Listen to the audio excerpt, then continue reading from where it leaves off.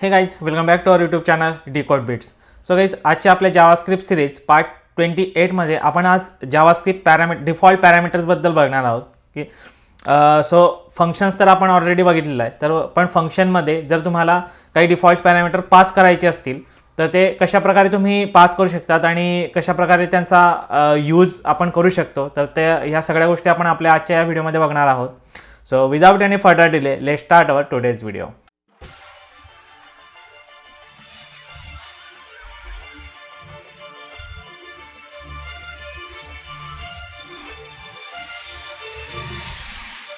Okay, so सर्वात आधी आपण बघणार की व्हॉट इज डिफॉल्ट पॅरामीटर्स. तर आता डिफॉल्ट पॅरामीटर म्हणजे काय, तर आपण फंक्शन हा कन्सेप्ट ऑलरेडी बघितलेला आहे. जर तुम्ही बघितला नसेल तर लास्ट व्हिडिओजमध्ये आपण फंक्शन हा जो कन्सेप्ट आहे तो पूर्ण कव्हर केलेला आहे, तर तो तुम्ही बघू शकतात आणि नंतर हा जो व्हिडिओ आहे तो कंटिन्यू करू शकता.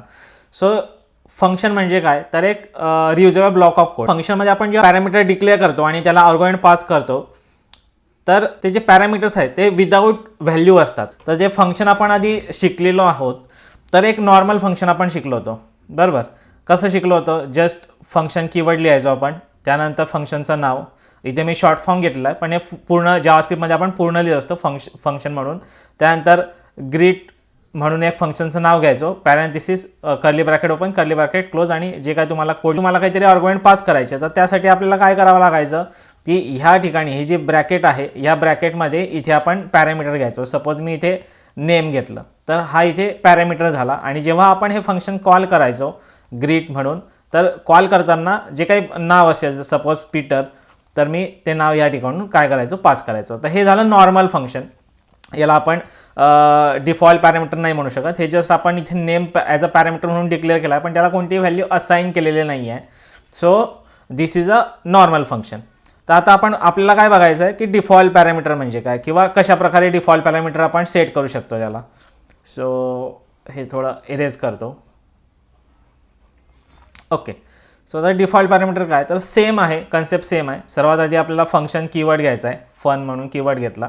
त्यानंतर काय करायचं, तुम्हाला ग्रीट म्हणून फंक्शनचं नाव घ्यायचं आहे. त्यानंतर पॅरेंथिसिसमध्ये सपोज मी इथे नेम घेतलं, तर नेमला आपण काहीतरी डिफॉल्ट व्हॅल्यू देऊ शकतो. नेम म्हणजे एखादं नाव देऊ. सपोज इथनं या नेम पॅरामीटरमध्ये जर एखादी व्हॅल्यू नाही आली, तर त्याला काय करायचं, इथे जी डिफॉल्ट व्हॅल्यू आपण पास करणार आहोत ती default value as a value म्हणून कन्सिडर करायची. तर इथे मी सपोज पीटर म्हणून दिलं. ओके, जर आपण फंक्शन कॉल करताना व्हॅल्यू पास नाही केली, तर काय करायचं, आपल्याला हे नेम मध्ये जी काही व्हॅल्यू असेल डिफॉल्ट व्हॅल्यू, ती व्हॅल्यू आपल्याला इथे कन्सिडर करायची. सो जेव्हा मी आता सपोज इथे ग्रीट हे फंक्शन मी कॉल करेल आणि इथे व्हॅल्यू नाही दिली, तर काय करेल हे फंक्शन, जेव्हा आपण हे कॉल करू तेव्हा ह्या नेममध्ये जी काही व्हॅल्यू असेल, आता नेममध्ये व्हॅल्यू काय आहे, तर पीटर आहे, तर ती व्हॅल्यू इथे रिटर्न होईल. आता इथे मी सपोज रिटर्न म्हणून नेम रिटर्न केलं, हे नेम या ठिकाणी रिटर्न केलं, तर इथे नेम काय प्रिंट होईल, पीटर हे नेम या ठिकाणी प्रिंट होईल. पण मला जर एखादं दुसरं नाव पास करायचं, तर मी जेव्हा हे फंक्शन कॉल करेल तेव्हा मी इथे सपोज माझं नाव दिलं हेमंत म्हणून, तर जेव्हा हे फंक्शन कॉल होईल तर याचं आउटपुट इथे काय येणार आहे, तर इथे येणार आहे हेमंत. ओके, सो अशा प्रकारे हे जे डिफॉल्ट पॅरामीटर जो आहे तो कन्सेप्ट आहे. अगदी सोपा कन्सेप्ट आहे, पण यामध्ये काही अजून टॉपिक्स आहेत, तर ते टॉपिक्स आपण बघणार आहोत. तर हा तर कन्सेप्ट झाला. हा आय थिंक तुम्हाला होप समजला असेल. जेव्हा तुम्हाला एखादी व्हॅल्यू पास करायची असेल, फंक्शन कॉल करायचं आहे पण फंक्शनमध्ये व्हॅल्यू पास करायची नाही आहे, तर त्या केसमध्ये आपण इथे डिफॉल्ट व्हॅल्यू या पॅरामीटरला सेट करत असतो. सो जर तुम्ही ते व्हॅल्यू पास नाही केली तर ही कन्सिडर होईल, पण ह्या पॅरामीटरला पण एखादी व्हॅल्यू सेट नाही केली आणि फंक्शन कॉल केलं, तर त्या केसमध्ये अनडिफाईन प्रिंट होत असतं. तर ते अवॉइड करण्यासाठी आपण पॅरामीटरला डिफॉल्ट व्हॅल्यू सेट करत असतो. तर हा झाला आपला कन्सेप्ट, अगदी सोपा कन्सेप्ट आहे. सो याला आपण प्रॅक्टिकल थ्रू पण बघणार, तर त्यापूर्वी थोडी थेरी समजून घेऊया. तर जावास्क्रिप्ट डिफॉल्ट पॅरामीटर म्हणजे काय, तर एखाद्या वेळेस आपण फंक्शन क्रिएट करतो जावास्क्रिप्टमध्ये, त्यावेळेस आपल्याला बऱ्याच वेळेस काय असतं, व्हॅल्यू गेट करायची असतं. जेव्हा आपण ते फंक्शन कॉल करतो तर त्या फंक्शनला व्हॅल्यू पास करायची असतात. तर फंक्शन आपल्याला रियुजेबल किंवा डायनॅमिक बनवायचं असतं, तर त्या केसमध्ये आपण हे डिफॉल्ट पॅरामीटरचा यूज करत असतो. So default function so default parameter functions allows you to initialize name parameter with default values if no value are undefined are pass into the function. जसं मगाशी मी म्हटलं, जेव्हा आपण फंक्शन कॉल करतो आणि जर त्या फंक्शनला ऑलरेडी आपण पॅरामीटर डिक्लेअर केला आहे, पण त्या डिक्लेअर केल्यानंतर त्याला डिफॉल्ट व्हॅल्यू नाही दिली आणि फंक्शन कॉल केलं तेव्हा आपण एखादी व्हॅल्यू त्याला आर्ग्युमेंट पास नाही केला, तर त्या केसमध्ये काय होत असतं, अनडिफाईन्ड ते कन्सिडर करत असतं. ओके, सो हा जो कन्सेप्ट आहे फंक्शन डिफॉल्ट पॅरामीटर्स, तर हा कन्सेप्ट ECMAScript 6 ES 2015 मध्ये इंट्रोड्यूस झालेला होता. सो याचा म्हणजे काय पर्पज काय आहे, सर तो make code cleaner, safer and more readable. तर हा त्याचा एक पर्पज आहे. हा जो कन्सेप्ट जो त्यांनी जावास्क्रिप्टमध्ये इंट्रोड्यूस केला, तर त्याच्या मागचं हे त्यांचं पर्पज होतं. तर इथे तुम्ही ग्राफिकली सुद्धा बघू शकता, simplify function parameters with the defaults. So default parameters आणि विदाउट डिफॉल्ट पॅरामीटर्स काय कंपॅरिझन आहे, तर ते तुम्ही जे समजू शकता. जर डिफॉल्ट पॅरामीटर आपण यूज केलं तर ऑटोमॅटिक पॅरामीटर्स इनिशियलायझेशन, तर जे पॅरामीटरचं इनिशियलायझेशन असतं तर ते ऑटोमॅटिक होत असतं. आपला जो कोड असतो तो क्लीनर होत असतो. पण जर तुम्ही डिफॉल्ट पॅरामीटर पास नाही केलं किंवा सेट नाही केला तर तुम्हाला मॅन्युअली पॅरामीटरला इनिशियलाइज करावं लागतं. इनिशियलायझेशन मॅन्युअली होत असतं आणि मोर वर्बस कोड, आपला कोड खूप कॉम्प्लिकेटेड किंवा त्याला आपण इझिली मॅनेज नाही करू शकत. तर ह्या गोष्टी होत असतात. तर आता याचा सिंटॅक्स काय मगाशी आपण बघितला, अगदी सिंपल सिंटॅक्स आहे. फंक्शन कीवर्ड लिहायचा, फंक्शनचं नाव लिहायचं आहे, पॅरामीटर इक्वल टू त्याला डिफॉल्ट व्हॅल्यू सेट करायची. आणि जेव्हा तुम्ही हे फंक्शन कॉल कराल, फंक्शनचा नेम वापरून जेव्हा तुम्ही हे फंक्शन कॉल कराल तर त्या केसमध्ये तुम्हाला त्याला आर्ग्युमेंट पास करायचा आणि आर्ग्युमेंट पास नाही केला तर तुम्हाला हे पॅरामीटरमध्ये जी काही व्हॅल्यू तुम्ही सेट केलेली आहे ती व्हॅल्यू या ठिकाणी ती कन्सिडर होणार आहे. Okay, so when you should use the default parameter. तर डिफॉल्ट पॅरामीटर तुम्ही कधीही यूज करू शकतात. तर जेव्हा तुम्ही API कॉल करतात किंवा APIच्या मेथड्स कॉल करतात तर जनरली त्यावेळेस आपण डिफॉल्ट पॅरामीटर सेट करू शकतो. त्यानंतर configuration object, utility function, angular और रिॲक्ट सर्व्हिसेस आणि ऑप्शनल आर्ग्युमेंट्स. तर जेव्हा ऑप्शनल आर्ग्युमेंट आपण पास करतो तर त्या केसमध्ये तुम्ही डिफॉल्ट व्हॅल्यू त्याला सेट करू शकता. सो हे याचं ग्राफिकल रिप्रेझेंटेशन आहे, enhancing software development. So optional argument जेव्हा तुम्ही ऑप्शनल आर्ग्युमेंट हे करतात तर तेव्हा तुम्ही त्याला डिफॉल्ट व्हॅल्यू सेट करू शकता. So allow flexibility in a function call. API मेथडमध्ये सुद्धा तुम्ही डिफॉल्ट व्हॅल्यू सेट करू शकतात. जर एखादी व्हॅल्यू आपण डायनॅमिकली पास नाही केली तर ते डिफॉल्ट व्हॅल्यू त्या ठिकाणी काय होत असते, कन्सिडर होत असते.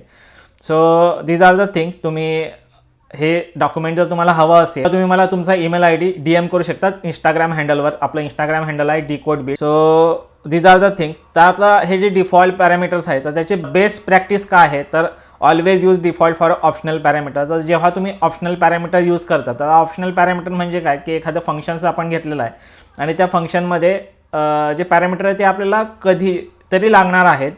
तर ती जी केस असते तर त्या केसमध्ये हे जे डिफॉल्ट पॅरामीटर असतात त्यांना आपण व्हॅल्यू सेट करू शकतो. ओके, तर त्यांना आपण ऑप्शनल पॅरामीटर म्हणत असतो. आता फॉर एक्झाम्पल जर समजायचं झालं, आता सपोज मी इथे एक फंक्शन घेतलं.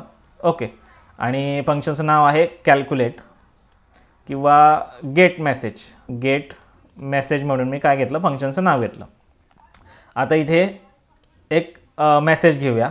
मेसेज हे पॅरामीटर्स घेतलं आणि याला एखादी व्हॅल्यू सेट करूया आपण इथे हाय. ओके, पॅरेंथेसिस क्लोज, इथे ओपन आणि आपल्याला इथे काय करायचं आहे, रिटर्न करायचं आहे. ओके, आता इथे आपल्याला रिटर्न काय करायचं आहे, तर इथे ॲक्च्युली आपण इथे 2 पॅरामीटर्स घेऊया. याला मी इरेज करतो आणि परत एक नवीन फंक्शन लिहूया. इथे फंक्शन गेट मेसेज म्हणून फंक्शन घेतलं. त्यामध्ये 2 हे घेऊया, एक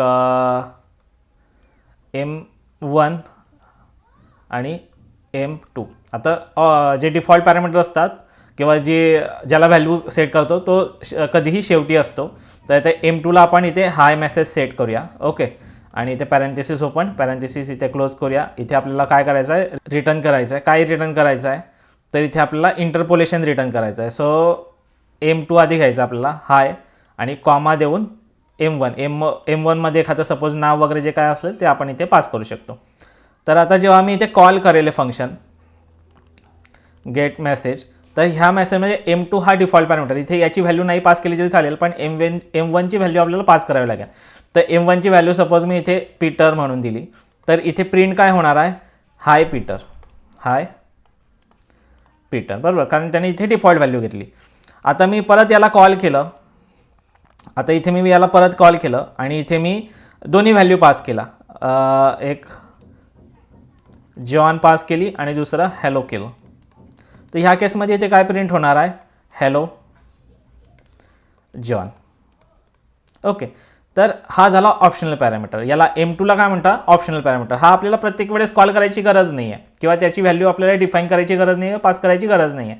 जर तुम्ही नाही पास केली तर हाय कन्सिडर होणार आहे, हाय पीटर, आणि पास केली तर जी काही व्हॅल्यू पास कराल तुम्ही ती व्हॅल्यू या ठिकाणी प्रिंट होणार आहे. सो अशा प्रकारे डिफॉल्ट पॅरामीटर किंवा ऑप्शनल पॅरामीटर जे असतात ते वर्क करत असतात.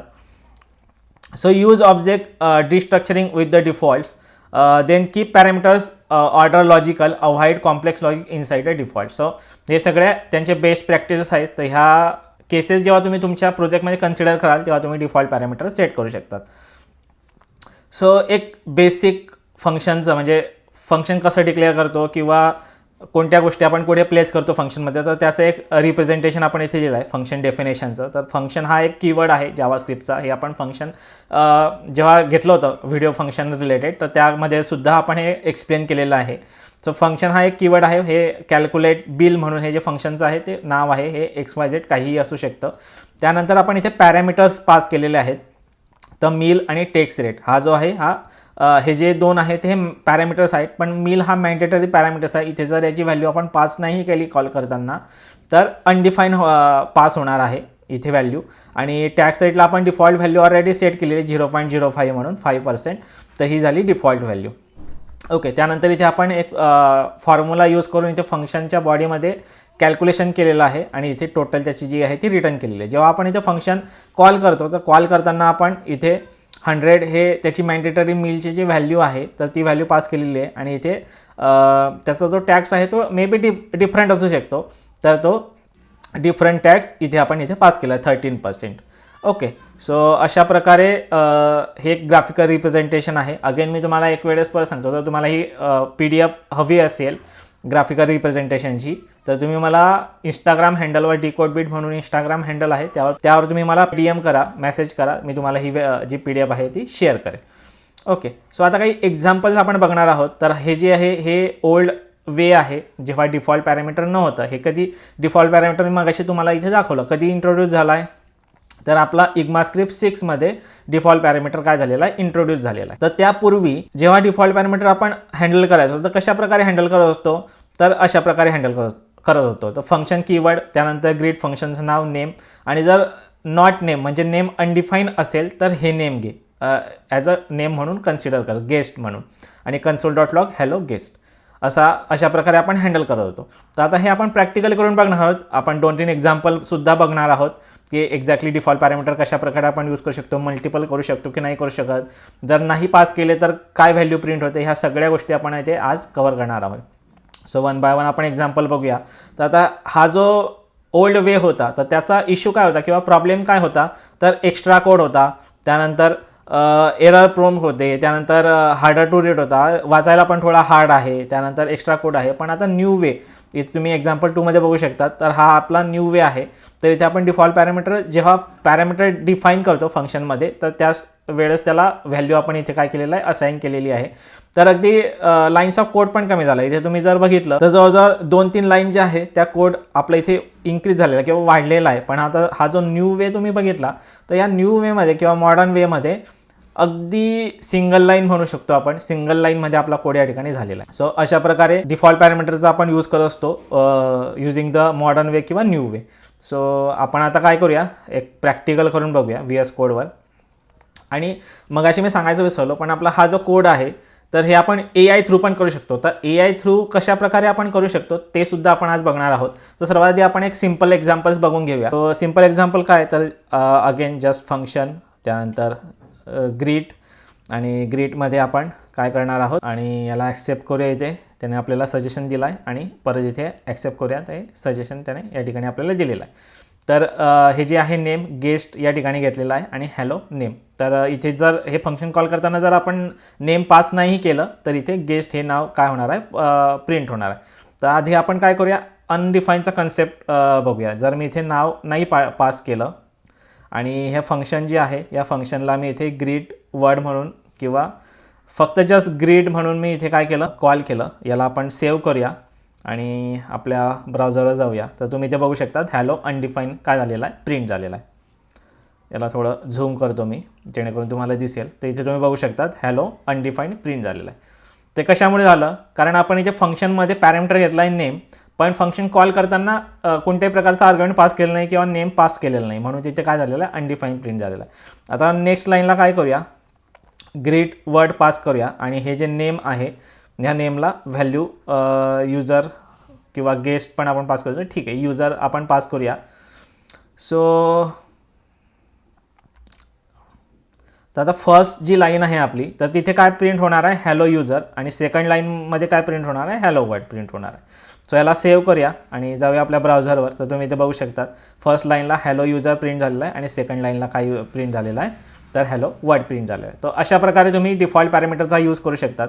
आता हे झालं सिंगल डिफॉल्ट पॅरामीटर, तर तुम्ही मल्टिपल पण पॅरामीटर इथे यूज करू शकतात, जसं की हॅलो आणि इथे मी एक मेसेज म्हणून घेतो वेलकम म्हणून, आणि अगेन त्याने सेकंड लाईनला आपल्याला सजेशन दिला आहे, त्याला आपण ॲक्सेप्ट करूया. तर हॅलो इथे युजर वेलकम असा एक मेसेज येईल, तर याला आपण सेव्ह करूया. आता अगेन फर्स्ट जेव्हा कॉल केलेला आपण ग्रीट, तर तिथे डिफॉल्ट व्हॅल्यू सेट होणार आहे, आणि सेकंड जे आहे तर त्याला आपण इथे मेसेजसुद्धा चेंज करूया, हॅव अ ग्रेट डे म्हणून, आणि याला सेव्ह करूया. अगेन जाऊया आपल्या ब्राउझरवर. तर तुम्ही इथे बघू शकता फर्स्ट जे आपला कॉल आहे, तर त्या फर्स्ट कॉलला हॅलो युजर वेलकम आलेला आहे, आणि सेकंड जो कॉल आहे तिथे hello word have a great day म्हणून इथे मेसेज प्रिंट झालेला आहे. तर अशा प्रकारे तुम्ही multiple parameters as a default व्हॅल्यूसुद्धा इथे तुम्ही सेट करू शकतात. पण डिफॉल्ट पॅरामीटर नेहमी हे लास्टला असावेत, फर्स्ट पोझिशनला नको. म्हणजे जसं की आता मी इथे नेम युजरला इक्वल टू सेट केला आणि याला मी सेट नाही केलं, तर तो it's not a best practice. Okay, आता इथे मी याला रिमूव्ह करूया, याला इथे रिजेक्ट करूया. ओके, तर याला मी इथे सेव्ह करतो, आणि तुम्ही इथे जर ब्राउझर बघितलं तर अगेन आपल्याला इथे काय मिळालेलं आहे, अनडिफाईन मिळालेलं आहे. पण this is not a best practice. आता हे ॲक्च्युली जावा स्क्रिप्ट आहे म्हणून, आणि इथे आपण स्ट्रिक्ट मोड यूज नाही करत आहे म्हणून इथे त्याने आपल्याला कुठल्याही प्रकारचा एरर दिलेला नाही आहे. कन्सोलवर तुम्ही बघितलं तर कुठल्याही प्रकारचा एरर नाही आहे. पण it's not a best practice. जर तुम्ही स्ट्रिक्ट मोड यूज केला किंवा टाईप स्क्रिप्टमध्ये जर कोड केला तर तुम्हाला इथे तो एरर देणार आहे की डिफॉल्ट पॅरामीटर हा नेहमी लास्टला असतो, पहिले सुरुवातीला नसतो, आणि ही ॲक्च्युली बेस्ट प्रॅक्टिस पण नाही आहे. सो नेहमी अशा प्रकारे तुम्ही कोड करू शकतात. So this is about the default parameter किंवा मल्टिपल डिफॉल्ट पॅरामीटर्स. आपण काय करूया, एक रिअल वर्ल्ड एक्झाम्पल बघणार आहोत. तर हा कोड मी पूर्ण एरेज करतो, आणि इथे आपण एक टॅक्स कॅल्क्युलेशनचं, मग असे तुम्हाला डॉक्युमेंटवर पण मी दाखवलं, तर ते एक्झाम्पल आपण इथे बघणार आहोत. तर त्यासाठी आपल्याला काय करायचं आहे, एक फंक्शन घेऊया, आणि कॅल टॅक्स म्हणून त्या फंक्शनचं नाव घेतलं मी. इथे अमाऊंट आणि कर्ली ब्रॅकेट ओपन क्लोज. तर इथे ॲक्च्युली आपल्याला अमाऊंट आणि कॉमा देऊन टॅक्स रेट 0.05 इथे आपण घेतला आहे सध्या, किंवा तुम्ही 10% वगैरे जे काही तुम्हाला हवं असेल ते तुम्ही या ठिकाणी घेऊ शकता. इथे त्याने आपल्याला हे पण दिलेलं आहे लगेच रिटर्न जे काय असेल कॅल्क्युलेशन ते इथे आपल्याला काय होणार आहे, रिटर्न होणार आहे. आता सिम्पल तुम्हाला काय करायचं आहे, console.logमध्ये कॅल टॅक्स फर्स्ट लाईनला आपण काय केलं, फक्त व्हॅल्यू पास केली, आणि सेकंड लाईनला काय करणार आहोत, व्हॅल्यू प्लस त्याचा टॅक्ससुद्धा आपण या ठिकाणी पास करणार आहोत. तर फर्स्टला 5% कन्सिडर होईल, युजर डिफॉल्ट टॅक्स ॲट 5%, आणि सेकंड लाईनला काय होणार आहे, 10% या ठिकाणी पास होणार. याला आपण काय करूया, सेव्ह करूया आणि जाऊया आपल्या ब्राउझरवर. तर तुम्ही इथे बघू शकता फर्स्ट इथे आपल्याला ₹50 पे करावे लागतील, आणि सेकंड लाईनला आपल्याला टॅक्स रेट आपला चेंज झालेला आहे, त्यामुळे इथे या ठिकाणी आपल्याला ₹100 पे करावे लागतील. सो अशा प्रकारे तुम्ही रिअल वर्ल्डमध्ये जेव्हा तुम्हाला काही कॅल्क्युलेशन करायचं आहे किंवा काही डिफॉल्ट मेसेज सेट करायचा आहे, तर त्या केसमध्ये तुम्ही ह्या डिफॉल्ट पॅरामीटरचा यूज करू शकता. सो आता एक लास्ट जो टॉपिक आहे तो म्हणजे इथे तुम्ही याच्यामध्ये पण बघू शकता, अनडिफाईन्ड वर्सेस नल.